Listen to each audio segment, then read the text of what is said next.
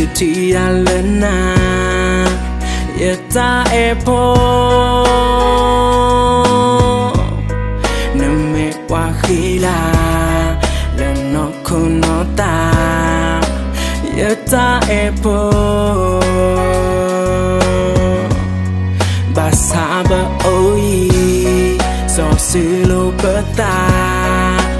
yeta epo ne oi basa ta se budona yeta epo komuni muna yo hetu kopa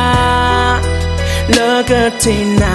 omba yen lana kopa tande do to ta how to yeta epo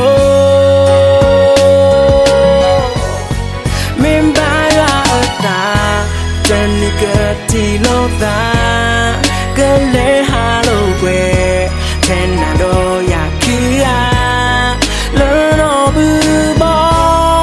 kasa adoko kamusi dole kahikana su doke puhuna pelamulane lepole kepa kahelo yena yetana mupo letalo chonda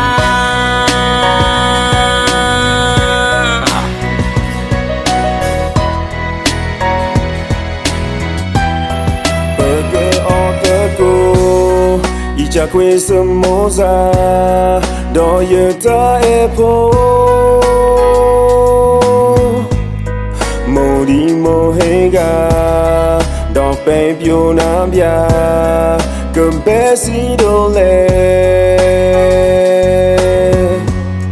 burger top go kwe gumbo kese tu la do ko pa gần nhau po we ko gần khuya là si do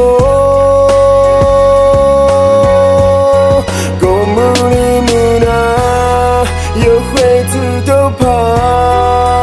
la go tina ba ye la go pa ta di do to we ta how to we yo ta e po